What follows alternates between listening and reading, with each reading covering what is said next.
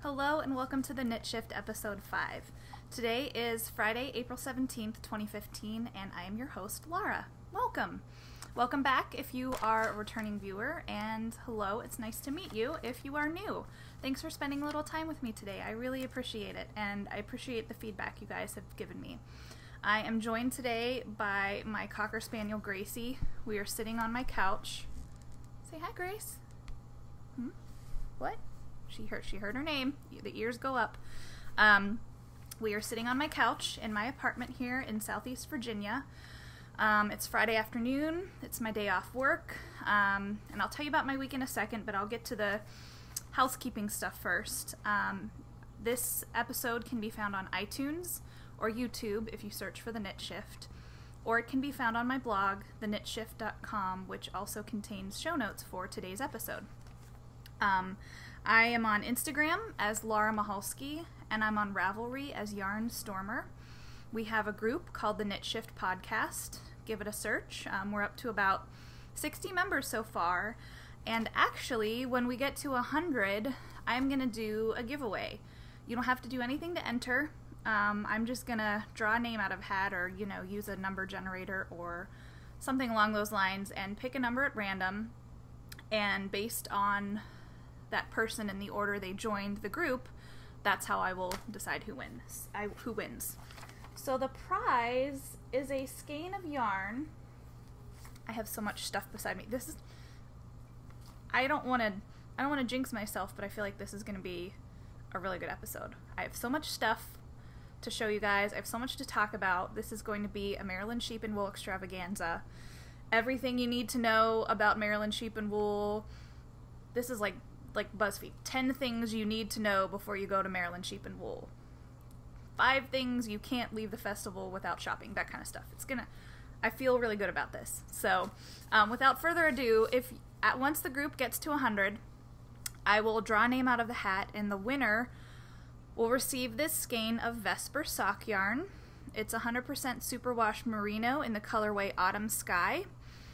If you don't know Vesper sock yarn, the dyer makes self-striping yarn. By my estimation, she's probably one of the first dyers who really began doing self-striping yarn, 7 or 8 years ago. I feel like there weren't a lot on the market then, besides like the German manufacturers like Opal and that kind of stuff. But this is one of her colorways. I'm thinking it's one of her earlier ones, judging by the label. I've had it in my stash for a little bit. It's, the colorway is Autumn Sky, and it will stripe in colors of orange, aqua blue, and brown. So 3 colors. And I just thought that would be a good little prize to say thanks for joining the Ravelry group and thanks for watching. And again, you don't have to do anything to enter. I will just pick a name out of the hat once we get to 100 members. So maybe in a few weeks we'll get there. We'll see. We're up to about 60. So, and later in the show, I will give you a little information about a little giveaway I will do at Maryland Sheep and Wool. So hang tight. We'll come back to that. So all the housekeeping stuff is done. It's been a pretty good week around here. I'm really looking forward to 2 weeks from now with Maryland Sheep and Wool looming then. This week I work in a news organization. That's why this is called the Knit Shift, because I work evenings helping to put out the newspaper, run the website. So I work the night shift and then I knit after work usually. So this week we had our annual newsroom award luncheon. We do this every April, and people enter in various categories, different types of reporting and photography, and it's a nice way to celebrate the work we've done over the past year. And it was held at, the awards are called the Slover Awards, and it's named for the man, Samuel Slover, who founded our news organization. And his nephew was publisher a while back in the 60s, and or is it his nephew or great nephew? I'm feeling really guilty about forgetting this right now. Anyway, Colonel Slover is who the awards are named for because he was the founder. And this year, the family that owns my news organization, the family gave several $1 million to the city of Norfolk, Virginia, where I live, to help pay for a new library in downtown. They gave this money a few years back, and it was to be named for Colonel Slover. And the library has been built. It is open now, so the awards were held at the Slover Library, and it was really lovely. It's a beautiful building. I wouldn't, you don't think about libraries as being architectural masterpieces. I mean, I don't know. I just think of the libraries I grew up with that were not really fancy, but this is a beautiful library. And if you're from Seattle, or if you've been to Seattle, their library there is really beautiful. In fact, this relates to knitting, believe it or not. The designer of the Seattle Public Library inspired Jared Flood to design his Koolhaas hat. Something about the window pattern relates to, it kind of inspired him to make that cool lattice in the Koolhaas hat. Anyway, there's no knitting pattern related to the Slover Library yet, but it's a really cool building. If I'm able to, I'll insert an image so you can see what the library looks like, or you could just Google Slover Library and you'll see it looks pretty awesome. So that happened. It was great. It was a nice little lunch. And it's Friday afternoon right now. I'm off today. I'm off Fridays and Saturdays, but tomorrow night I am working overtime. So it's a one-day weekend for me, which is fine. I'm thankful for the overtime money. It's basically Maryland sheep and wool money. And I just want to make the most of my one-day weekend. So after I record and get this uploaded, I did some grocery shopping this morning, and I bought some cheese and some crackers, and I'm going to have a cheese and cracker and wine party while I watch knitting podcasts or TV or both and knit this evening, which sounds like a pretty ideal evening to me right now.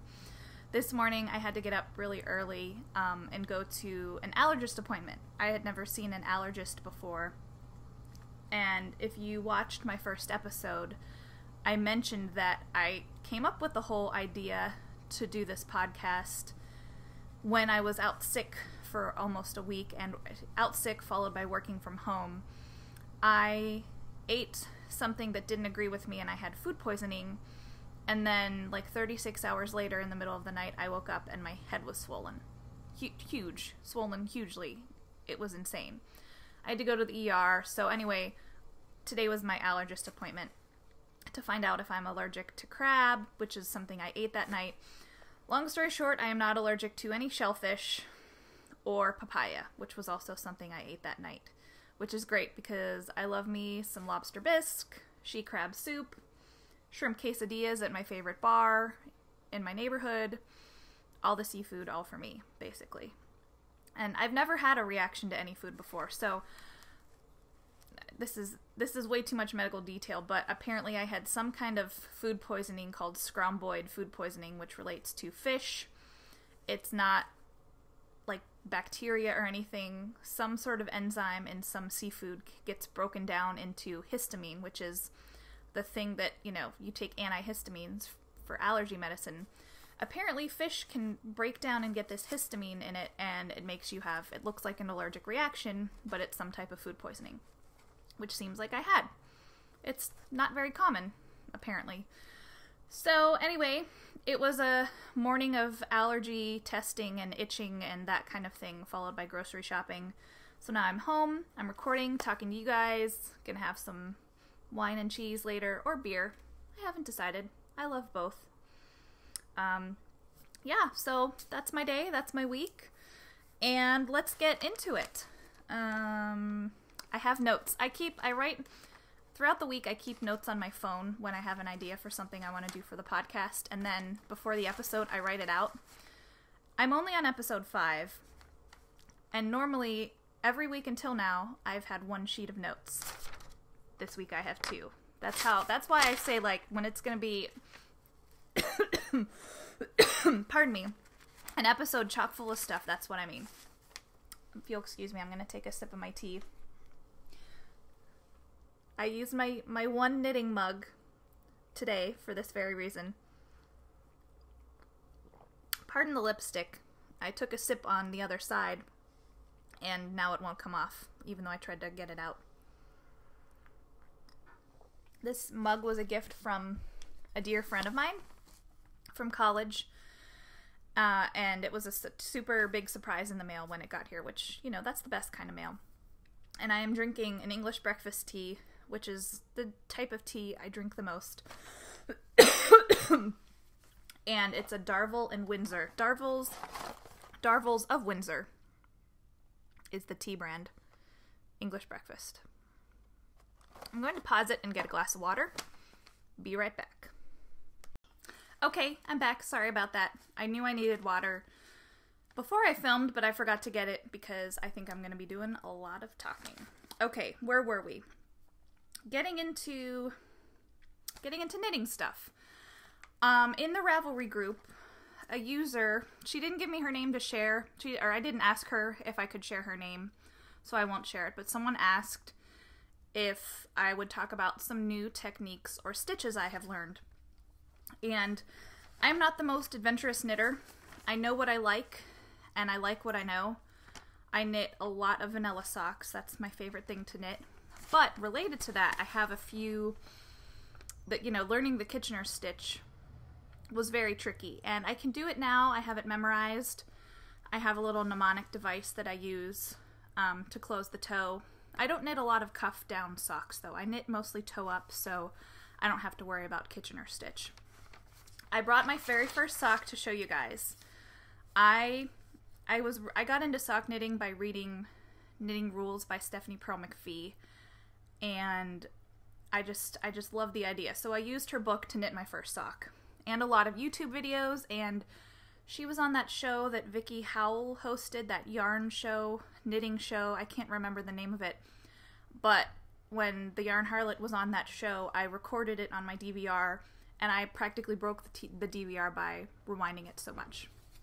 So this is my very first sock. It was knit out of Patton's Croy, and it was a little too small for my foot. Yes, that's the heel flap. I'm sorry for the noise. The neighboring apartment building's garbage truck is there picking up the dumpster and emptying it, and it's making a huge noise. I apologize. This is the heel flap and gusset on the foot. It's a little too short for me. I'll take it off the blocker and you can see, you know, the cuff was fine, the leg was fine, even the heel flap and the gusset look okay. It's just when you get to the toe, I knit the toe on, I knit the whole leg on 3 needles. You know, I wasn't yet ready to knit, you know, I didn't have a whole square of needles set up and then knit with a 5th. I just had a triangle and, you know, knit with a 4th needle. So when I got past the gusset, I just kept going on the 3 needles because that's how I'd knit the top of the leg. So when I got to the toe, I think I was so eager to finish. I didn't think about the fact that you need to have the same number of stitches on the top of the foot as you do on the bottom of the foot. So I somehow decreased the toe. It doesn't even look like, what is this? That's the toe. I don't have, it's like fangs. I have tooth fangs with this sock. So on this note, you know how the Yarn Harlot goes on book tours, if you read her blog, and she photographs people with their first socks. Well, she had a new book coming out soon after I knit this, and she was visiting Washington, D.C., and I decided to go up and go to the book signing. So my friend, actually the friend who gave me my mug, my friend came with me. She's a knitter. Not as crazy as I am, but she is a knitter. She came with me and took my photo with the Yarn Harlot when I got to meet her. And I was so excited to show her my sock. And I mentioned the toe issue, and she said, very cheerfully, she said, "Oh, it's a cloven toe." So ever since then, I have called it my cloven-toed sock. So, And also another funny aspect of that is she did take my photo for the blog, which was so exciting, and I must have refreshed her website a bajillion times waiting to see my photo on it. I was so excited. And she posted it, and she gave me she called me the wrong name. She called me Laverne instead of Laura, it's still up there, like every so often. I mean, why would it change? It's not going to change. She doesn't know me. She's met thousands of people, but every so often when I need a laugh, I go back and I look at Laverne holding up her sock with the cloven toe. So, anyway, for Kitchener Stitch, there's a setup you have to do, and I won't go through the details because if you want a video of Kitchener Stitch, there are many, many out there. I like Knitty.com's resource the best for Kitchener Stitch.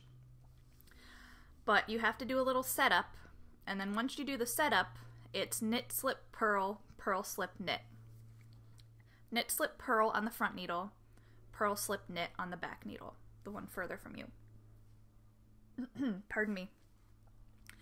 And that's how I get through it. And I can do it now with people around me, but for a while I could not. It was tough. So now I know that the top of the foot has to have the same number of stitches as the bottom of the foot. I won't make the cloven-toed sock again. And I never did finish this pair because of the toe fitting the way it did.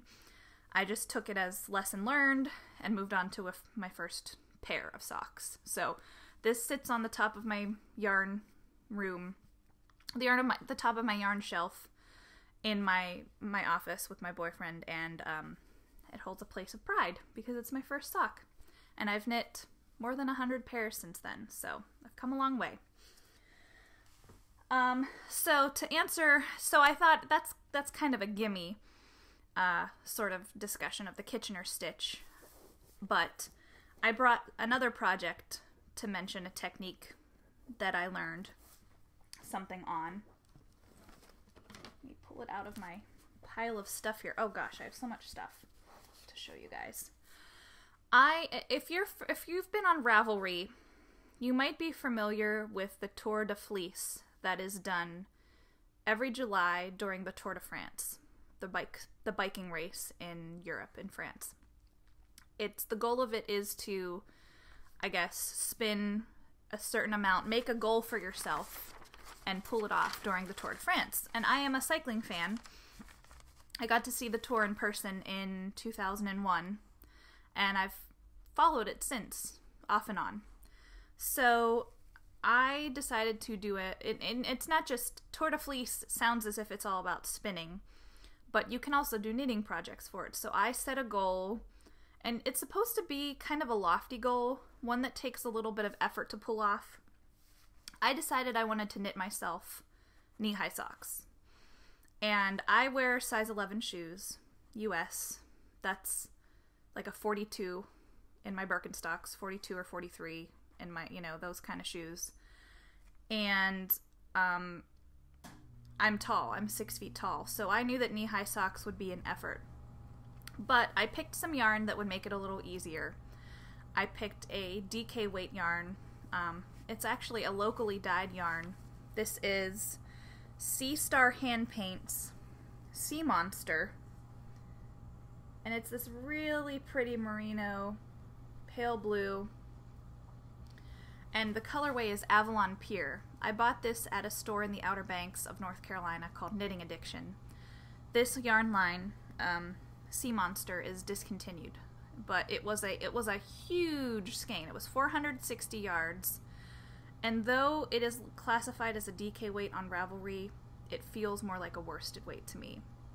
So I decided to knit these socks for myself, and I knit them toe up because I didn't want to guess about height. I would just rather start from the toe and go up from there and figure out the rest as I go. So I don't even know if I can fit this whole thing. There's the whole sock. I only brought one out. So the technique I had to learn was doing a toe up heel flap. I did a gusset and heel flap, as you can see here. The difficulty was doing a toe up heel flap for worsted weight yarn, because most of the time I knit fingering weight socks with about the same stitch count, so I have a general pattern I use for a gusset and heel flap on fingering weight. You know, the numbers are applicable for fingering weight yarns.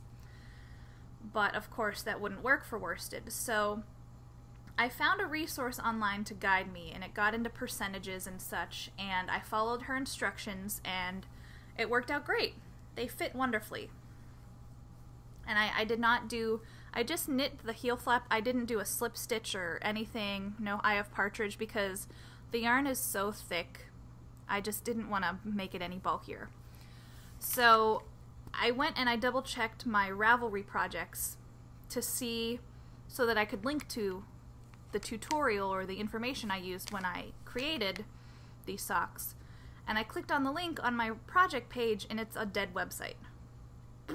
So I did a little Googling, did a little research, and I found an alternative that I will link to in the show notes if you want to knit a worsted weight sock, or I guess any weight sock. It just kind of gets into the proportions of toe-up gussets and heel flaps. And it's a pattern for a reverse Dutch heel, and it's free, so I'll link to that in the show notes if you wanted to make a sock out of a different weight yarn. Hopefully you'll find it helpful. But the other technique I learned was calf increases. I have larger calves. I can't really, a lot of like knee-high boots wouldn't fit me just because my calves are pretty muscular. So I had to do calf increases, and quite a few.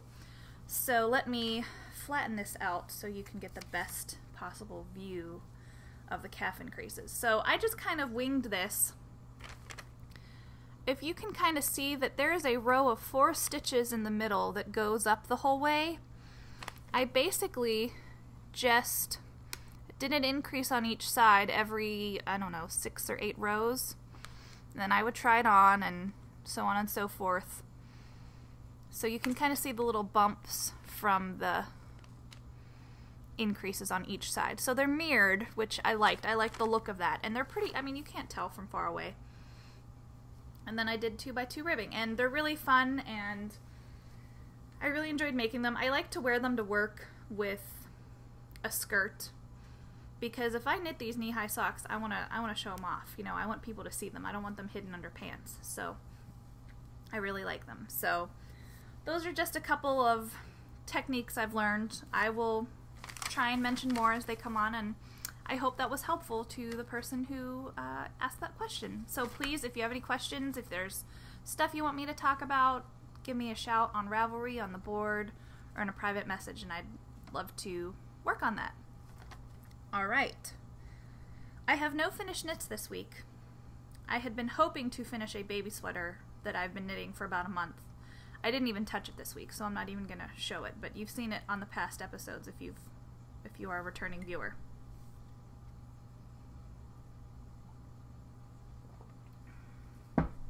But I do have a new whip. I had mentioned last week that I wanted to cast on a cowl for a knit-along called the Diluted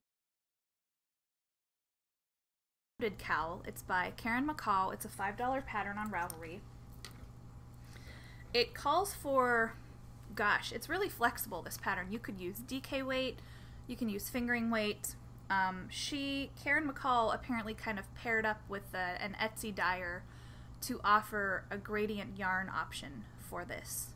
So I bought one of those skeins. This is from Texas Dyed Wool, and it's about 400 yards of merino nylon, and the colorway is orange can be neutral. It's kind of hard to see. It's a very pale orange on the outside, but I liked the gradient gray going into white going into orange because it's not a color palette I use a lot, but I just thought it was kind of cool. And you can see that the yarn is wrinkly.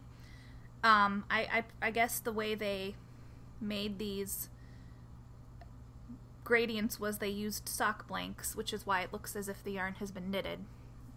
So it does not look super impressive right now because it is so wrinkly. I'm really hoping the blocking will even it out. And these stitch markers, gosh. I got them at a local yarn store. They come in like a little dumpling type container. I cannot remember the name for the life of me. Lantern Moon. Maybe it's Lantern Moon. But I like them because they're little yarn balls. So I'm moving along. I'll flip it over. There's a little, it's hard to see the color. There's a little bit of blip of white, you know, kind of in the middle of this. And I'm excited to get to the color transitions. I am not even a quarter of the way into this. Trucking along. But I'm enjoying knitting it now that I have it going. It was a little fiddly at first because you're using really big needles. This is a size 8 US 5mm. I'm using my Knit Picks Options interchangeable needle set. It was really hard to get it going because it's so airy and loose at the start. It will not be as airy later on, and I can't really explain why because it relates to the pattern being paid for. I don't want to give too much away, but it's a very simple pattern. I'm very much enjoying knitting it. So, the Diluted Cow. Check it out. I am still knitting on the socks that I showed you guys last week. I've made quite a bit of progress. These are toe-up stockinette socks. I did Judy's Magic Cast On at the start. Did my normal increases of toe increases every 3rd round. I think these are 68 stitches around. And I'm knitting these on US 1.5 or 2.5mm. And these are Chai-Gao red lace, which are my favorite sock needles. They have a really good cable. It's really nice and bendy. It, you know, bounces back. Doesn't have a lot of memory. So last week I was probably like halfway down the foot, but I've knit the rest of the foot, and as of this morning they both have heels. So I'm on the leg, and from here out it'll just be whoop up the leg. Easy peasy. I have quite a bit of yarn left, so I'm hoping I can make them kind of tall. This is Manos de Alegria sock yarn in the colorway Colibri.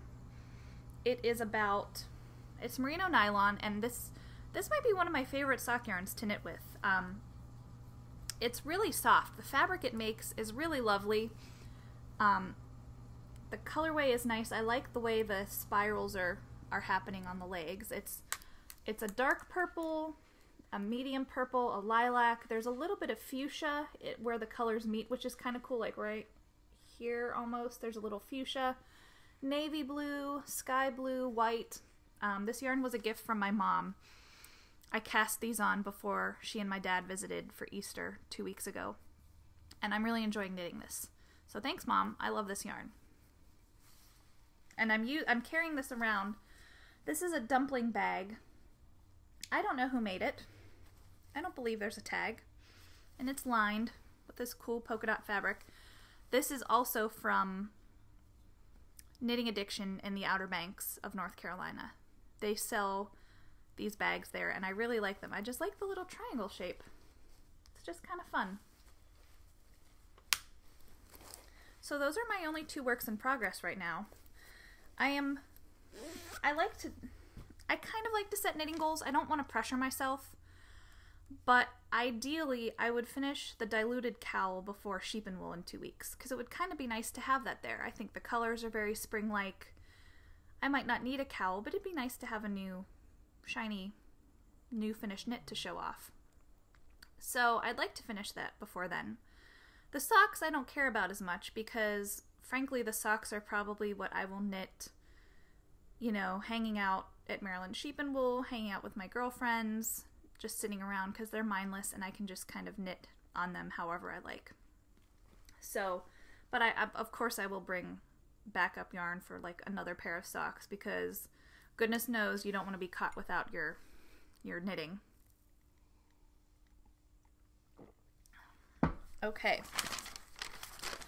So normally now I would move on to yarms, which is what I call my segment where I talk about new yarn. But I have no yarms for you this week. I do want to talk about a potential future knit that I will be casting on in a few weeks for another knit along. And you know, I'm usually not one for knit alongs, but I like the idea now of going through the process with other people.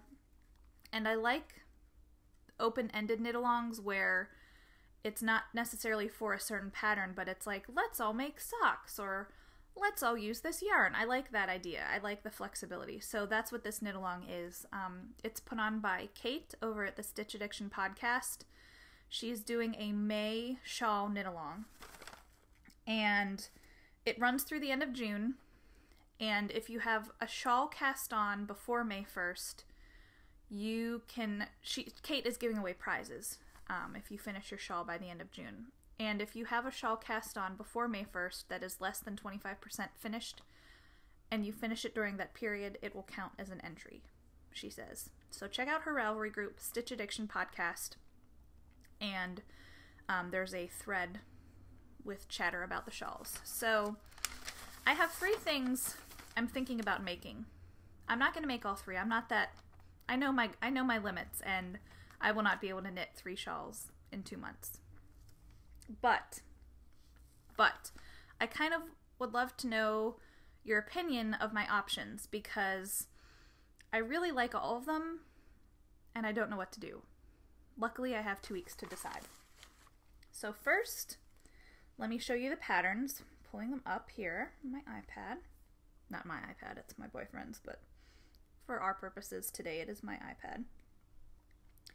I'm going to show you these an option of what I like the most, what I'm most likely to knit to least likely. And the first is the Serena Shadow Shawl. Let's see if I can get this to go upright. Why aren't you going upright? Well, I'll just show you like this. It's a 2-color shawl. It's the Serena Shadow Shawl. Say that 3 times fast. Serena Shadow Shawl by Antonia Shankland.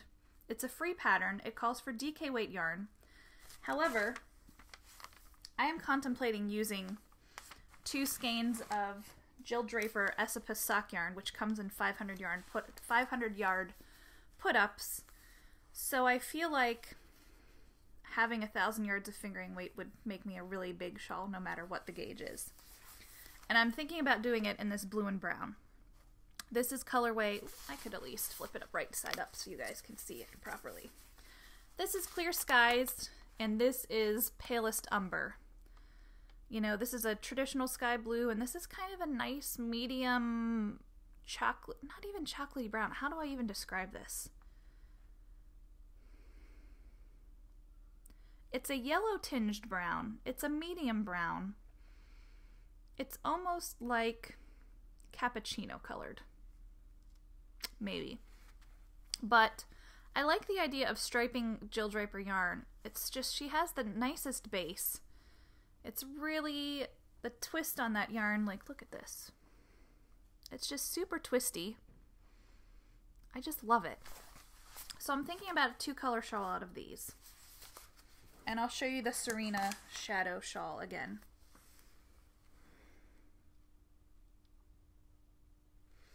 So I really like that. My next option is something called Simple Lines, which is a free pattern by someone named Maanel, M-A-A-N-E-L. And this is another triangular shawl.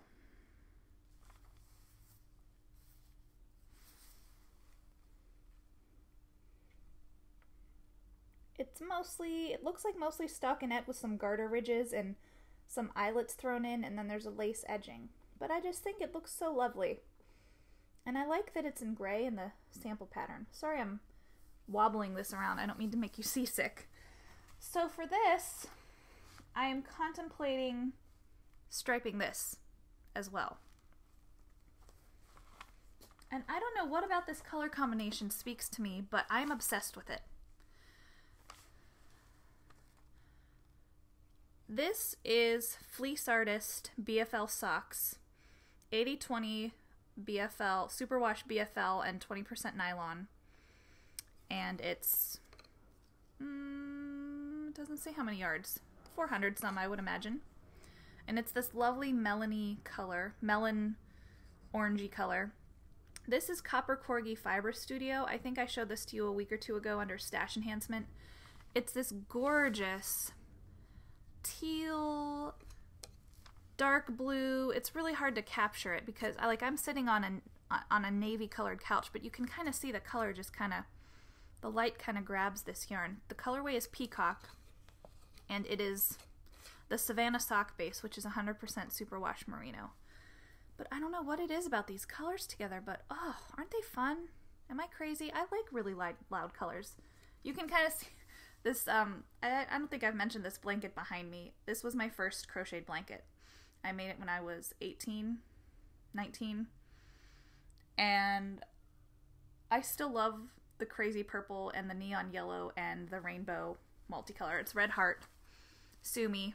I'm not gonna crochet a blanket now. That back then I didn't know what a superwash merino was, but for blankets I really think you can't go wrong with a basic acrylic. They're just some of them are really soft. This obviously was not soft. Now that I've had it for 13 years, it's much softer, and I love it. So, anyway, I like weird color combinations. This just feels kind of weird to me, but I love it. So, that is for simple lines, potentially. And then there's a third option. That's it. There's only 3. This is a more traditional lace shawl called Loon Island. It is by Sarah Fama.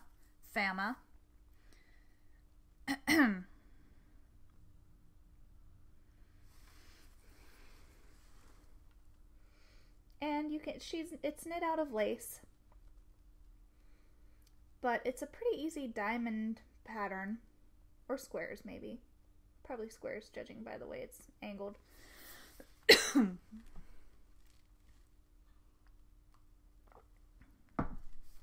This is a $6 pattern. And for this, it doesn't say how much yarn you need. I would guess 600 to 700 yards. That's just ballpark. Instead of using lace, I have 2 skeins of Malabrigo sock in the colorway Solis that I think would really be lovely. It's a lovely medium green. I really have a thing for blues and greens.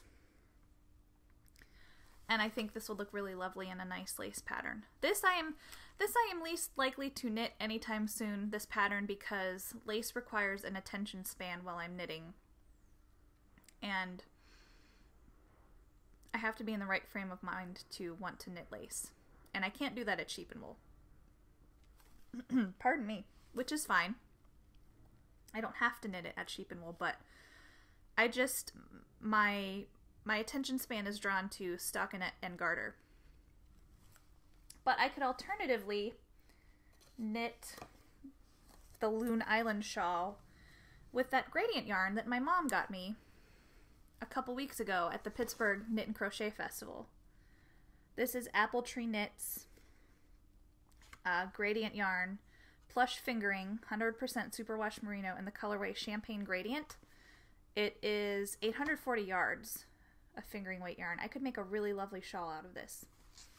And I want to knit, I feel like I want to use this for lace. Like this, I feel like this beautiful yarn demands a lace pattern. So that's another option. So I don't know what to do. I love me a striped shawl. I haven't shown you guys my gradient stripe study that I knit. Perhaps I will do that next week. But it's probably the favorite thing I've ever made, and that involves stripes. I just love stripes, so probably I'm going to end up knitting a striped Simply Serena. What was it? Simply Serena? Serena Shadow shawl. I'm just going to... Stupendous Serena shawl. I don't know.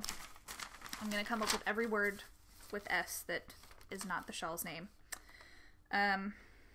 So yeah, please let me know what you think, what I should make, because goodness knows I cannot decide. Alright, we are on to the yay section of things, where I talk about cool stuff, or fun stuff that's going on, patterns I like, podcasts I like, what have you. The first thing, before I get into the meat of it, I want to share a really pretty project. And I didn't ask her permission to show this, but she's a friend of mine, and I hope she doesn't mind that I'm sharing her beautiful shawl. My friend Casey got married last week, and she knit a beautiful wedding shawl. And I'm going to show you a photo of her wearing it because she's gorgeous. The shawl is gorgeous, and I just adore her. She's the best. She knits tons of beautiful lace. Let's see. Where is it here?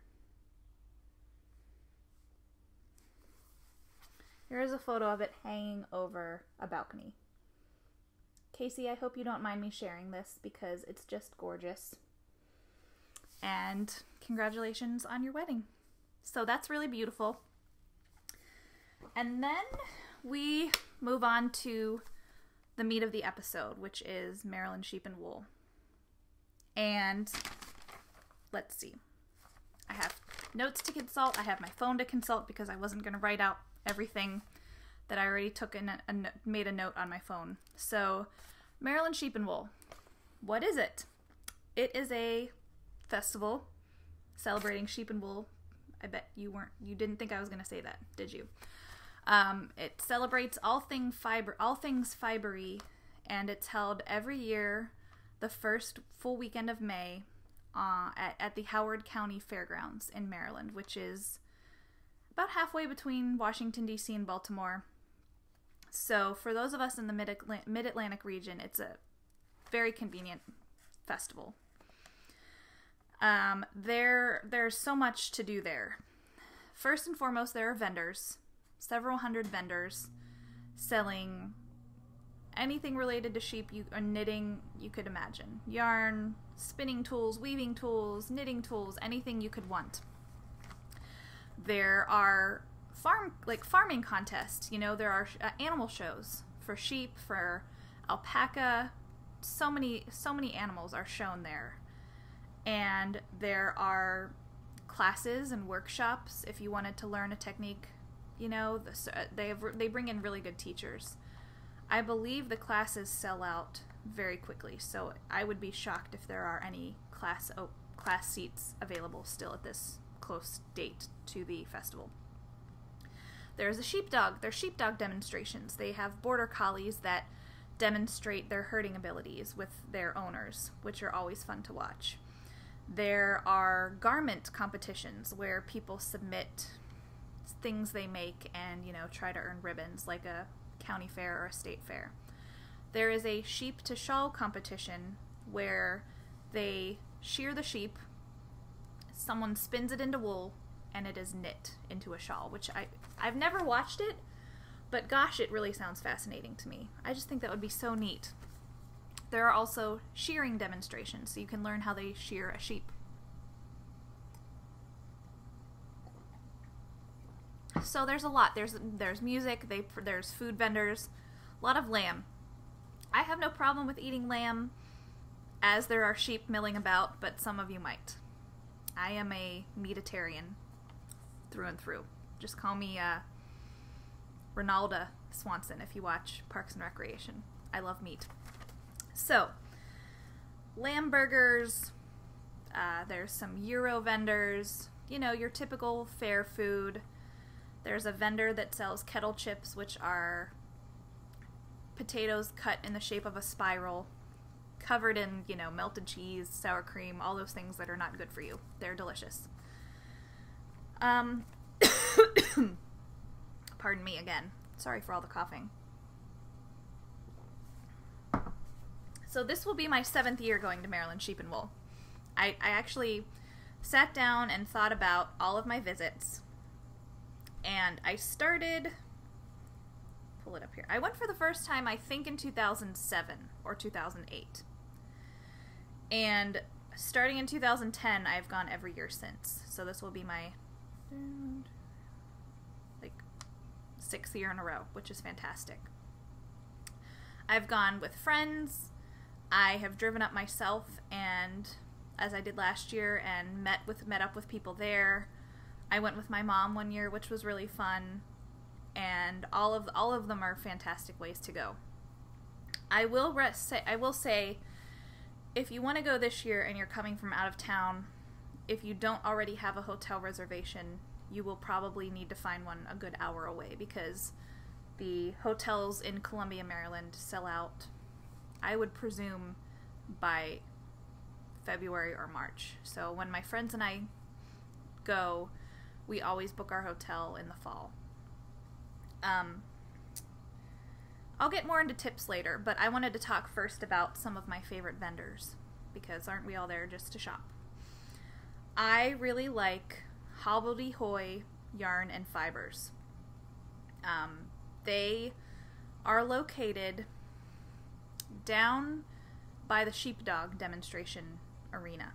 So they're a little ways off, but for me, I like that because it's usually not very crowded first thing in the morning when I get there. I like to get there around the time it opens. So they dye, it's Hobbledehoy Fibers, and it's paired with Marigold Jen.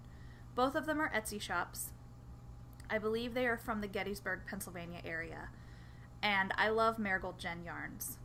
I've only ever bought them at Maryland Sheep and Wool, but they're reasonably priced. I really like her color sense. I've bought really pretty semi-solids there. I really like her BFL base. I think it's just a really nice twist of yarn. And when I went with the friend whose wedding shawl I just showed you, and two other friends, the four of us have gone a few times to Sheep and Wool. The first year the four of us went, we all bought sock yarn there, if memory serves. At least three of us did. But I really like Hobbledehoy and Marigold Jen as a single booth, and they will be there, I checked. I also really like Clover Hill Yarn Shop. They are a yarn store from Catonsville, Maryland. They were not there last year, but they have been there every year prior to that I've attended, and they will be back this year. They frequently have independent sock yarns that you might not find elsewhere. It's almost, it's like a yarn store at the festival that carries multiple lines of yarn, multiple brands of yarn, whereas most booths just sell their own brand, that kind of thing. On their website, it says the ownership has changed at Clover Hill. I don't know if that is why they were not there last year. In early years, they always had a really good spot. There is a main exhibition. There's multiple barns, for lack of a better term, open-air barns, but there's also a main exhibition, a main hall. And they had the spot on the corner when you would come down the hill and turn into the hall. They were right there on the corner, the first thing you saw. They were always swamped. They are not in that position this year, I checked. They're in one of the smaller barns now, so I can only hope that they have the same selection of yarn that they have had in years past. What else? Not yarn, but just as awesome is the Justamere Tree Farms booth. This is a couple from Western Massachusetts, I believe, who have maple trees, and they bring their maple syrup, they bring their maple candy, and I believe they sell handmade brooms, if memory serves, but I always love to stop and get a piece of maple candy there. And sometimes I buy maple syrup. I won't be buying any this year because I have some from a trip to Vermont that I haven't even opened yet, that I bought a few months ago. So, but I highly recommend their products. They're really nice people, and I've gone like multiple times in the day to buy maple candy because I love it so much. They're the little tiny maple colored, they're like usually maple leaves. Oh, it's like a sugar coma waiting to happen, but they're just the right size to have a sweet treat. Another booth I really love is The Fold, which is a local yarn store in Marengo, Illinois. They are the only purveyor of Blue Moon Fiber Arts stock yarn at Maryland Sheep and Wool. So they get swamped. You know, in my first visits to Maryland Sheep and Wool, I often found that they had a line waiting before the vendors were actually allowed to sell yarn. You can come in, I want to say an hour before the vendors can start selling which is at 9. But you can go through before then, but people line up to go into that booth. It is always packed. You are jostling shoulder to shoulder. But they're the only people that carry Blue Moon Fiber Arts. And if you're familiar with Blue Moon Fiber Arts, there are so many colorways that are gorgeous. Just gorgeous. And I kind of want to see them in person, if possible, before I buy them. Now that they are,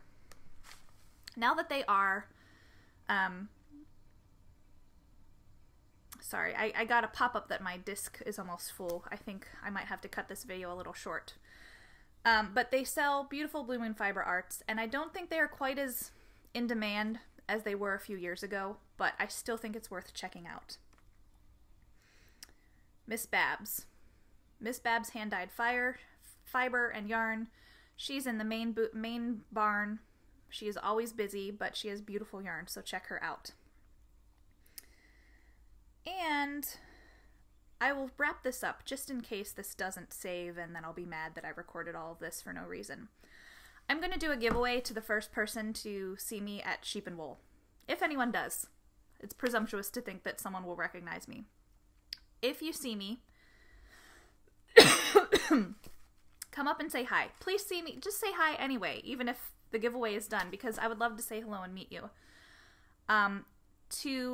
To win the prize, you have to say pepperoni pizza. You can't win the prize without saying that. And I'll remind you in next week's episode of this, but I picked that phrase only because I've really been craving pizza lately, and that just sounds really good. So if you say the magic phrase, you get a prize to be determined. But it will be of the yarn variety, I'll tell you that much. I might save my tips for Maryland Sheep and Wool for next week's episode, since this has gone on for 50-some minutes already. So I'm sorry to split it up like this on the fly, but it needs to happen. So, and I need to figure out my disk space situation. So I apologize for ending this a little abruptly. Thanks for watching. Thanks for sticking with me for this episode, and I hope to see you next week. Bye!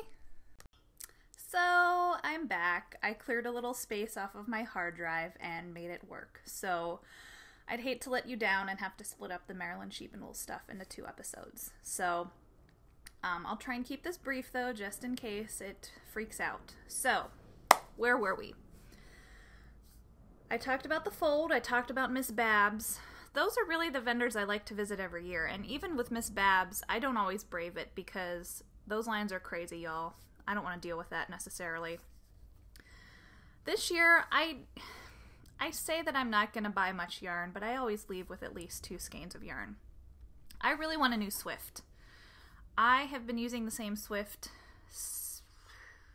7 years, and the one I got was a hand-me-down. I love it. My mom got it as a hand-me-down, which was genius of her, and it's worked well, but every time I use it now, I feel like it's on its last leg. So I think I need to plunk down the cash for a new Swift. And of course, I need to stop by the Fold to check out Socks That Rock, because they're one of my favorite sock companies. I just love the colors, and I would like to see them in person. There's always new colors. She's always, Tina the dyer is always coming up with new colorways, so I do want to check it out. And that's it for my shopping list, really. Really, my goal this year is just to spend time with friends and have a good time. That's really, I mean, now that I've been a few times and have done the shopping and all that, one of my favorite things in the world is just sitting and knitting with friends. There's a hillside where people sit and knit, and it's just the most zen thing ever, you know? It's really great. You're just talking with people, you know, who are friends. You might not have met them in person more than a few times, but they are dear friends who are some of your best friends and who you could talk about anything at all with, and you all share this common love of wool and fiber, and it's just really nice without getting too more schmaltzy than I already am. So, tips for Maryland Sheep and Wool. I have a few, and I highly recommend, if you haven't been and you are going, to think about it. Oh, Gracie has decided to say hello. Hi, Bubba. Hi. Can I help you? Thank you. Well, this isn't awkward at all. If you don't mind the dog being here, I will carry on. I recommend wearing comfortable shoes and sunscreen, even if it's cloudy. I am really sorry. This happened, I think, in my very first episode. So she's going to stay with me. Sneakers are best. I cannot recommend enough looking at the forecast before you go. The day before you go, because the weather really runs the gamut in Maryland in springtime. One of my first years, it was 90 some degrees and miserable. Like, I cannot stress enough how awful it was. But the past few years, we've been ridiculously lucky with sunny and temperatures in the 60s, maybe the high 60s. It's been gorgeous. So I really hope our luck doesn't run out this year. So keep an eye on the forecast, wear sunscreen. Things not to bring. Don't bring a wheelie cart. Don't be that guy. Don't be that girl. Don't be that human who is walking through a crowded barn and dragging a cart behind you. I won't talk about strollers because I'm not a parent. I know people want to bring their kids. So I'm not even going to discuss strollers one way or the other, but all I'm going to say is don't bring your wheelie carts that you see people carrying groceries with. People will trip over them and they will be in the way. Don't bring your pets unless they are a service animal. Every year, without fail, someone leaves their dog in a car and you hear the announcer on the loudspeaker announcing the license plate and saying that they are going to break into this person's car and free the dog. It doesn't matter if it's 60 degrees out and you think the dog is fine. They will break into the car and get your dog out. It's happened every year that I'm there. You hear people who bring their pets and leave them in the car. The parking is free. I should have mentioned that. It is a free festival. They accept donations. They have Boy Scouts who will park you, direct you where to go and park on a hillside. And they are the ones who watch for pets in cars. I highly recommend making a donation if you go. I feel like it's the least you can do for them putting on this free festival. What to bring? Instead of a wheelie cart, bring a reusable shopping tote or two, because you can put all of your purchases in one bag and it's much easier to haul them around that way. Maybe even a backpack, like a small backpack would be good, as long as you don't turn around and hit people. Bring bottled water, then you don't have to pay for it. And bring some water that you keep in the car frozen, because halfway through the day, you can go out there and get it and it will be like the best thing ever. Bring wet naps, wet wipes, because while there are porta potties and little outdoor sinks, sometimes you just need a clean hands so that you're not, maybe you just ate dinner, ate your lunch, and you want to wash your hands before you go shopping and touching yarn again. What else? If you can bring some cash... Sorry. Oh, I'm sorry. Am I disturbing you with my podcasting here? Am I in your way? She's leaning against me, almost falling over. It's good to bring cash if you can. The vendors in the main hall often have reception problems with their little swipers. You can't get cell service in there really at all. It's pretty crappy. Just in that one barn. The rest of the venue seems to be fine. But for vendors in that bar, in that main hall, it might be nice to use cash. But for the most part, just about every vendor will accept a credit card. What else? I think that's about it. And again, I will have a present for the first person to see me at Maryland Sheep and Wool if you say the magic words, and those words are pepperoni pizza. Yeah. And I will probably demand to take a photo with you because I'll be excited to see you. I was going to talk about my lipstick and come all close to the camera, but with Gracie on my lap, I won't do that. I'll just hold it from here and tell you I'm wearing Clinique Chubby Stick Intense in, is it maraschino cherry? Mightiest maraschino.